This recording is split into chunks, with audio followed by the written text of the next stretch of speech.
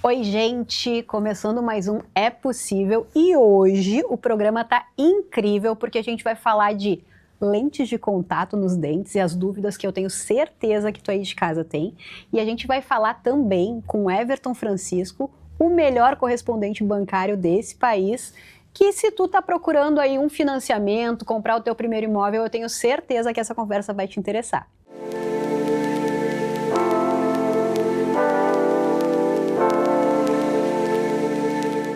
Gente, a gente vai começar agora com uma parte maravilhosa do programa, que é falar sobre aparência, sobre como deixar a nossa aparência mais linda.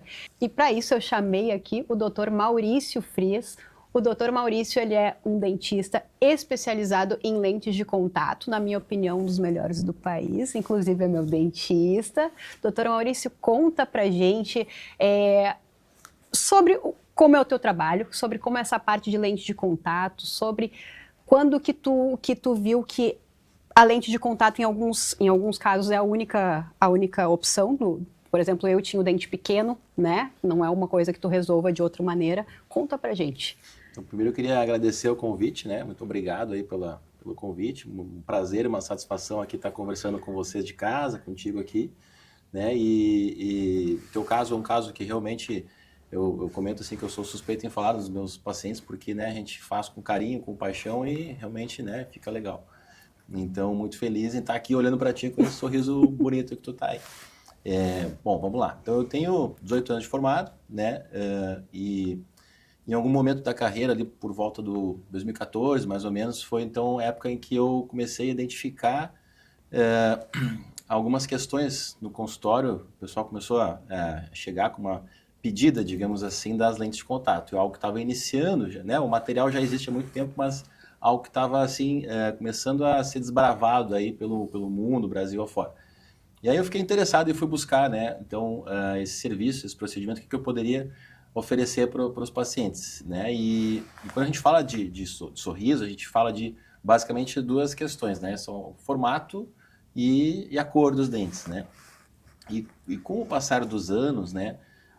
Tudo vem melhorando, inclusive também as imagens, né? Então, antigamente a gente olhava alguém na televisão, tinha dificuldade de reconhecer essa pessoa ao vivo, né? Pessoalmente. Hoje, então, as imagens são muito boas e por conta disso as pessoas têm se preocupado mais com a sua imagem. Aparece muito mais uma imagem próxima, né? Dos dentes, nas fotos de final de ano e tudo mais. Então, as pessoas começaram a ficar mais interessadas pelo procedimento. As pessoas, elas, né, dentro dessa necessidade, dentro desse imediatismo que nós também vivemos hoje em dia, elas querem as coisas rápidas, né? E óbvio que a gente não pode atropelar e deixar de fazer um tratamento ortodôntico, né? Pelo contrário, a gente tem que saber avaliar em qual momento que o procedimento ele é muito bem indicado.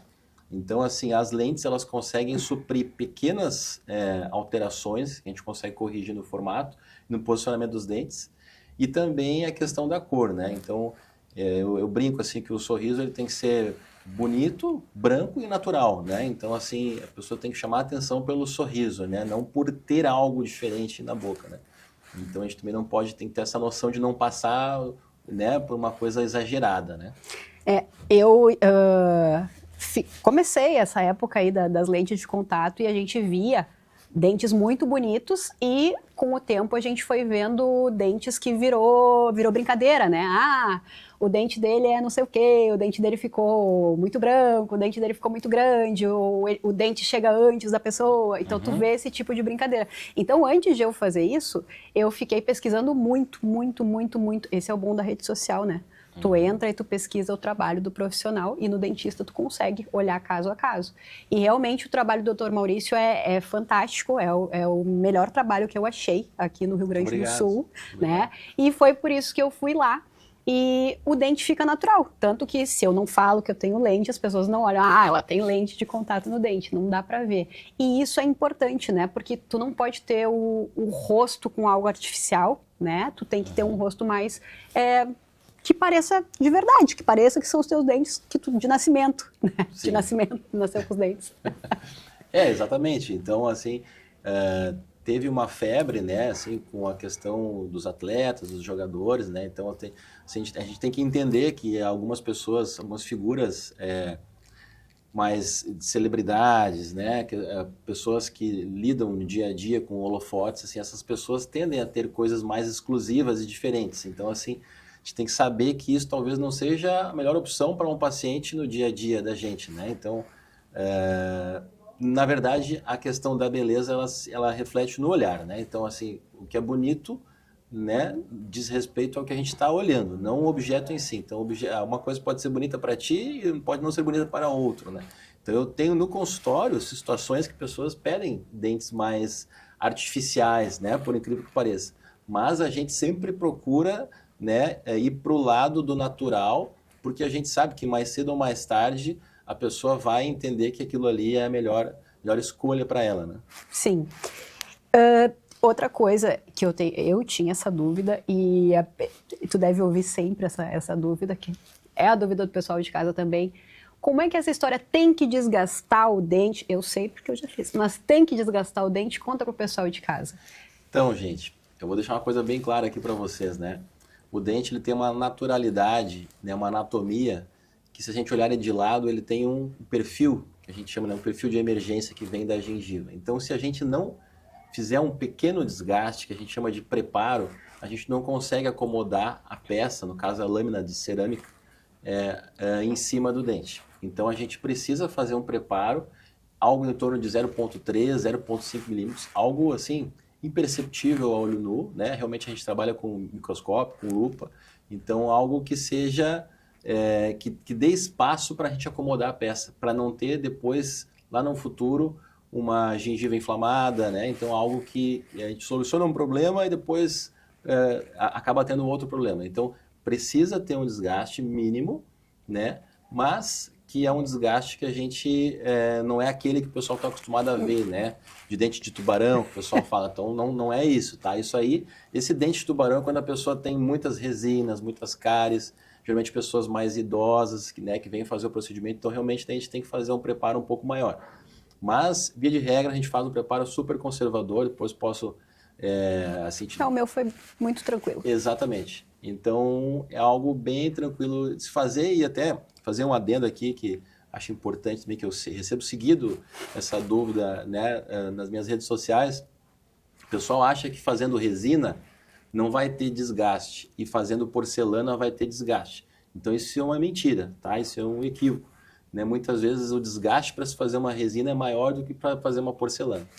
Então é um mito, né? Não existe isso. Então eu recomendo que você de casa aí, quando for fazer a sua escolha um profissional capacitado, qualificado, que passe segurança, que não saia desgastando o dente, mas também que não faça assim só um incremento de resina ou de cerâmica e deixe aquele dente com muito volume, né? Que isso é ridículo, é muito feio. Eu acho muito feio. Fica para frente o dente, né?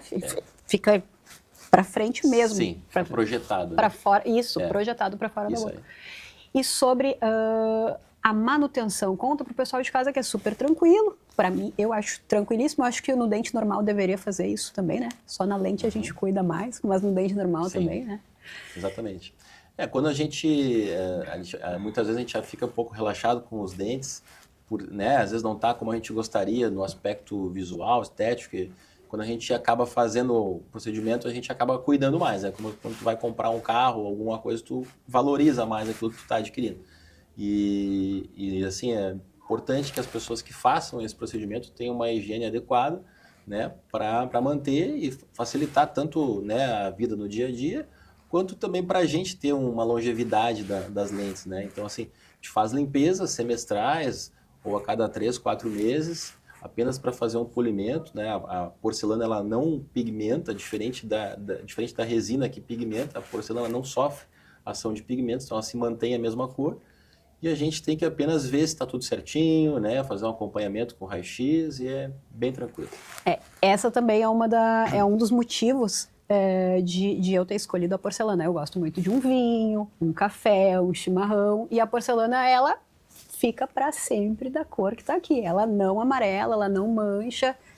E olha, eu bebo muito café, eu bebo 5, 6 xicrinhas de café de manhã. Então, não mancha, é tranquilíssimo, isso mesmo, né? Sim, não tem problema nenhum.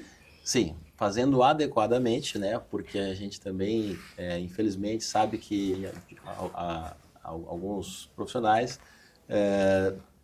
justamente por não preparar, não fazer esse desgaste que precisa, acaba deixando a peça, no caso a lente, né, com os bordos aparentes. Então, esse bordo aparente ali, quando o profissional não faz esse desgaste, acaba gerando uma linha amarelada, que com o tempo começa a aparecer. Então, mesmo, né, voltando um pouquinho na questão do preparo, né, batendo na tecla disso, é importante ter esse pequeno preparo ali nas bordas, como se fosse um porcelanato, né? Então, a gente tem um rejunte Às vezes ali. parece. Isso aí. Então, é importante tomar cuidado, né? Fazer assim com muita calma, muita cautela para que saia um resultado satisfatório. E a durabilidade? Quantos anos dura a lente de porcelana, por exemplo? A de porcelana dura mais que a de resina? Qual é a diferença além da cor? Sim, a durabilidade, realmente o material é superior. Não que nós não tenhamos resinas boas hoje no mercado, pelo contrário, né? Tem profissionais capacitados assim, muito bons fazendo resina, né? Deixando bem claro isso aqui. Mas em termos de longevidade, nós temos uma média de 15 a 20 anos. Então o que eu observo no consultório é que nós temos ciclos, né?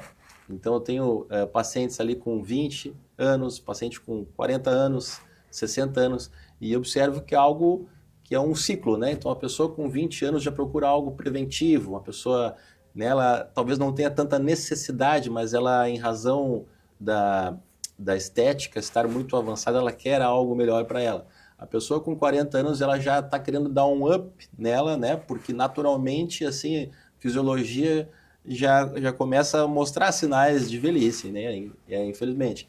E aí, com 60 anos, 70 anos, nós já temos uma outra fatia de público que já fez uma vez, já fez duas vezes e já está mais acostumada. Que daí, sim, muitas vezes tem aquele dente mais desgastado, né? Que a gente observa nas fotos e vídeos por aí, né? Então, assim, ela tem uma longevidade muito boa. Claro, é uma média, né? De 15 a 20 anos, mas se a pessoa tem um cuidado, né, ela pode chegar a 30 anos, né? Às vezes até mais. É um investimento. Sim, É um sim, investimento que exatamente. dura bastante. E o que eu ia te perguntar? Imagens, tu trouxe umas imagens aqui pra gente, que a gente vai passar pro pessoal de casa, da diferença do sorriso do antes e do depois. Posso até colocar o meu aqui, o meu antes e depois, que mudou muito. Outra vida, parece outro rosto, até a mandíbula ficou mais desenhada depois das lentes, ficou outra vida. Realmente tu mudou. Que bom, fico feliz. E tu trouxe umas fotos aqui para nós, a gente vai passar para o pessoal de casa. E quem quiser consultar, fazer uma consulta com o Dr. Maurício, a gente vai deixar o arroba dele aqui embaixo. Tu atende em Porto Alegre e Taquara. Taquara, exatamente. Conta aí para nós como é que o pessoal te acha, a gente vai botar teu arroba aqui embaixo. Arroba Dr. Maurício Frias, tá? No Instagram, principalmente ali vocês vão encontrar material meu, né? E espero vocês lá, pelo menos para conversar, trocar uma ideia, que eu possa esclarecer dúvidas aí que pertinentes a vocês. Então, certo, gente. Muito obrigada, Dr. Maurício, muito obrigada pela presença. Sempre um privilégio, é muito engraçado, gente. Sério, ele é muito engraçado. Estou me contendo aqui, na verdade. Ele é meio comediante, então muito obrigada pela presença. Muito obrigado pelo convite novamente. E obrigado por esse sorriso. Tá? Merece, merece. Tchau, tchau, gente. Gente, agora eu vou falar com um correspondente bancário, que é meu parceiro no trabalho há uns 10 anos ou mais. Para mim, é o melhor correspondente bancário do país, né? Quando a gente fala de financiamento, Caixa e também outros bancos, mas principalmente Caixa, que é o que a gente mais trabalha.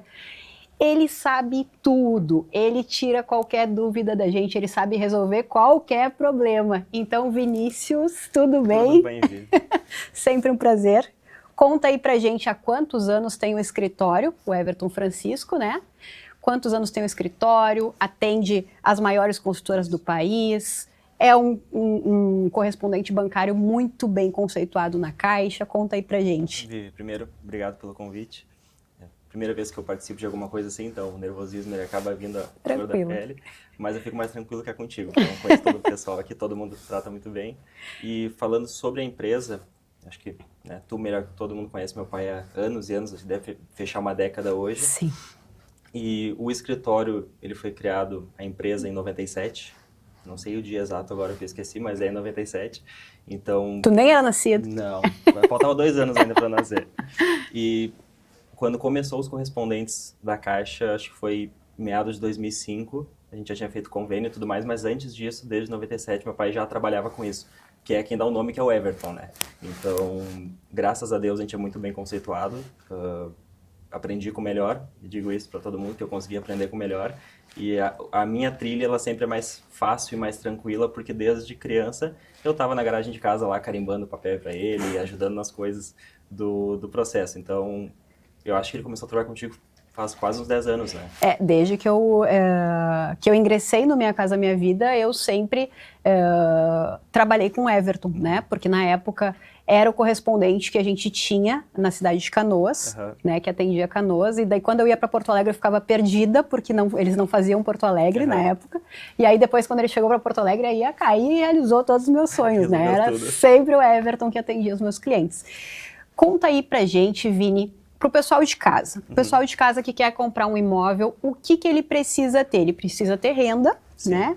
Ele precisa, hoje em dia, até o nome limpo, até um pedaço ali a gente consegue flexibilizar um pouco. Como é que funciona? Conta aí pra gente. Para aprovar o crédito hoje, eu acho que deve ser a época mais tranquila que já teve, até por questão de digitalização. Pessoas cada vez mais conseguem pegar a documentação de uma forma mais tranquila. Antigamente tinha que pegar extrato, tinha que ir na agência, tinha que imprimir 50 páginas de extrato, era horrível. Então, para fazer a primeira aprovação é muito tranquilo. O que vai precisar? Documento de identificação, a pessoa vai ter um RG ou uma CNH válida. Raros casos um passaporte, alguma coisa assim, mas geralmente CNH ou RG. Comprovante de residência atual e o comprovante de renda atual. De renda geralmente é o que varia. Se o cara é diretor de empresa, se ele é CLT, se ele é servidor público, se declara IR, se é autônomo. Então a renda é o mais variado. Mas com esse tipo de documentação já dá para rodar a primeira análise bem tranquilo. E o pessoal de casa, hoje em dia, na verdade, acho que depois da pandemia, a gente teve um aumento significativo no número de autônomos, né? Isso. Antigamente eu atendia 10 pessoas, 8 eram CLT, carteira assinada contra cheque. Hoje o jogo virou. Inverteu. Hoje a gente está uns 6, 7 desses clientes, eles têm renda informal. Ou pelo menos mista. Pelo menos mista, porque ganha uma parte por fora, né? E o pessoal, eu acho que na época da pandemia, ele percebeu que a carteira assinada, às vezes, acabava ganhando menos, e aí o pessoal migrou mesmo para a forma de... Até por questão que começou o Uber, começou o iFood, começou o serviço que o pessoal era mais, entre aspas, fácil, não precisa ter, daqui a pouco, uma habilidade de artesão, que era mais famoso antigamente como informal, né? Então, realmente, o pessoal começou mais com a parte de informal, ou mantinha a CLT e no tempo livre pegava pelo menos uma renda informal para complementar a renda familiar, até para ajudar, que ajuda bastante, né? Então, a parte do autônomo hoje, o pessoal tem dúvida, se até parece muito essa dúvida lá na firma para nós, se tem como aprovar um financiamento só tendo o extrato bancário. O pessoal até comenta assim, só tem o extrato, será que a Caixa vai aprovar? E sim, o extrato ele ajuda na aprovação. Hoje a Caixa ela já aceita PDF, o gerente faz validação, às vezes a gente pede algumas informações de ficha de renda, profissão, informações básicas, que a pessoa vai saber informar.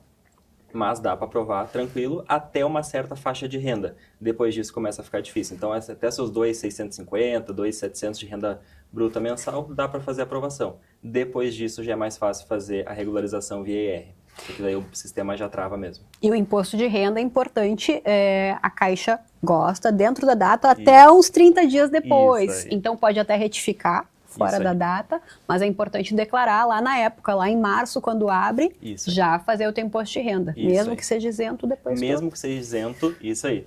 Ideal, se tiver que fazer a declaração, faz a declaração do imposto. Tá pensando em comprar, faz. Exatamente, até para já ter o teu CPF linkado na Receita para possíveis mudanças depois. Então, até se tiver que retificar depois, passou o prazo, a original tudo no prazo, não tem problema fazer retificação depois. Então, faz a retificação, se tiver que ajustar alguma coisinha, às vezes declara algum companheiro que não tem mais, alguma informação trocada, dá para fazer a retificação desde que a original esteja no prazo. A Caixa até aceita 30 dias após o fechamento do prazo, mas é importante fazer a original dentro do prazo. Perfeito. E isso que a gente está falando aqui é para avaliar o crédito do cliente, para ver se ele aprova o financiamento. Mas, às vezes, ele não aprova o financiamento e isso não é o fim do mundo. É muito comum o cliente reprovar e ficar tentando. Às vezes, eu tive uma cliente que tentou 5 anos até a gente conseguir. Então, vai, arruma aqui, daí ali bagunça, aqui, enfim. Então, o que é importante a gente conversar hoje, que eu gostaria muito que tu explicasse para o pessoal de casa, pessoal está reprovando muito por rating. O que é isso? Reprovou por rating, o que eu faço? Acontece bastante. Até a gente tu estava falando ali que hoje é muito mais comum, não é hoje, mas desde sempre. Sempre é mais comum o pessoal reprovar ou não aprovar o que precisa, que eles dizem que condicionou o crédito, do que aprovar cheio. Sempre a gente trabalha, até no nosso escritório aqui de financiamento, a gente sempre trabalha com um funil muito grande. Então vem muita análise, mas acaba que converte sempre menos, né? Porque às vezes o pessoal tem alguma coisinha no nome, alguma coisinha de restrição e tudo mais. A do rating é a mais que o pessoal fica com mais dúvida, porque ninguém sabe o que é rating. Geralmente o pessoal fala que o score do Serasa tá X e não tem nada no Serasa, e às vezes não é nada. O rating, na verdade, é uma pontuação interna do banco. Não é o do aplicativo do Serasa. Ele contabiliza também na hora de aprovar, mas ele não é somente a do score do Serasa, que é o que o pessoal tem acesso. Sim. O rating, na verdade, é uma pontuação que o banco usa para medir o CPF. Então o banco vai ver, olha, esse cliente aqui ele pode ser um baita de um cliente no Itaú. E ele aprova cheio no Itaú se ele conseguisse. Mas na Caixa ele pode ser daqui a pouco um cliente que não consegue aprovação porque daqui a pouco no passado teve um problema com a Caixa, ou daqui a pouco deu um prejuízo para o banco, acontece muitas vezes. Ou a conta que tem na Caixa pagava sempre o boleto com 1, 2 dias de atraso e vai piorando o CPF. Então é sempre um CPF que tem uma pontuaçãozinha um pouco mais baixa, mas que dá para regularizar. Tem métodos para fazer isso, a gente passa geralmente um cronograma para o cliente fazer. É difícil passar um prazo para resolução, porque depende da caminhada da pessoa. Esses casos de rating depende muito mais do cliente querer resolver do que meramente o corretor e o correspondente. Então a gente depende muito do acompanhamento com o cliente, com a parte interessada na compra, e depende também de entender o histórico de como chegou naquele ponto. Porque às vezes o cliente tem uma vida turbulenta financeiramente, não por culpa dele, mas às vezes acontece, Sim. de o CPF ficar sangrando por um tempo, e tu tem que entender que daqui a pouco, em 90 dias revertendo, pode não reverter daqui a pouco 10 anos de problema que foi, porque está muito prejudicado. Mas uma hora é para voltar se a pessoa fizer tudo certinho. Então o rating ele assusta o pessoal porque ele é mais complicado de entender, porque ele é interno do banco, mas se seguir geralmente a instrução do correspondente, do corretor que estiver atendendo e tiver com as consultas internas da agência, tirar alguma dúvida com o gerente, se ele consegue ver algo interno, é tranquilo de resolver. E é muito bom também o cliente que quer contratar um financiamento e quer contratar com a Caixa, porque a maioria dos clientes que quer contratar um financiamento quer com a Caixa, né? Isso. Até pelo juro, pela facilidade. Se a gente for falar de Minha Casa Minha Vida, é Caixa Econômica, sim, mas até quem não está comprando Minha Casa Minha Vida prefere Caixa, sempre, né? Todo mundo prefere. Então, é importante que quem quer comprar um imóvel já tenha um relacionamento com a Caixa, isso, né? Uma capitalização, uma previdência, um seguro de vida, uma conta, que nem a gente falou aquele dia, um débito em conta, colocar uma fatura, uma água, luz, internet em débito em conta naquela conta, isso contabiliza muito bem para a Caixa, né? Que nem tu falou ali, que geralmente o pessoal mesmo não sendo cliente da Caixa, daqui a pouco tem uma conta no Itaú, em outro banco, digital tem muito hoje, né? O pessoal corre para C6, para Nubank, outros bancos, mas é certo. O pessoal vai fazer um financiamento, o pessoal chama o correspondente da Caixa, chama a agência, ou a agência passa para um correspondente, é sempre cair na Caixa, porque hoje a Selic deve estar quanto? 15, né? Se eu não me engano, a última vez que eu vi estava em 15. Banco privado deve estar com uma taxa de juros efetiva de 16,60. A da Caixa está 11,49, a mais alta efetiva do SBPE. Então, a mais alta. Os outros bancos, no fim, eles não conseguem competir. Eles acredito que a estratégia comercial deles nem seja competir com a Caixa. Então, a questão do relacionamento com a Caixa ela é sempre melhor. A gente sempre instrui os clientes lá que não custa, daqui a pouco, só ter uma conta corrente na Caixa. Exato, porque hoje em dia tu faz tudo pelo aplicativo. Antigamente a gente tinha isso de, a Caixa tem fila, mas a gente não vai no banco presencialmente mais. Só se tiver um problema. Ou só se daqui a pouco o pessoal de casa perder a senha. Aí tem que ir lá cadastrar de novo muitas vezes. Mas assim, é uma vez e... Assim, a gente está no Brasil. E no Brasil é a Caixa, não tem o que fazer. A Caixa, às vezes o pessoal reclama alguma coisinha assim, que demorou e etc. Mas vai correr para alguém, vai correr para a Caixa, não tem como fugir. Exatamente, eu sempre falo, a Caixa é o nosso parceiro, sempre. Às vezes a gente, não gostei que não aprovou meu cliente, mas é o parceiro da vida, é a Caixa. Isso aí. Então... Vini, eu vou te agradecer pela tua presença, como sempre com dicas aí pra gente, sempre salvando o crédito dos clientes, sempre salvando o primeiro imóvel, sempre salvando a minha pele também. Eu preciso que esse cliente consiga aprovar, e aí eu chamo o Vini. Muito obrigada, tá? O pessoal de casa que quer comprar um imóvel, sempre que tiver com o correspondente Everton Francisco, pode ficar tranquilo que eles vão fazer o melhor possível para aprovar teu crédito. Muito obrigada, Vini. E eu que agradeço, Vivi. Muito obrigado pelo convite. Obrigadão.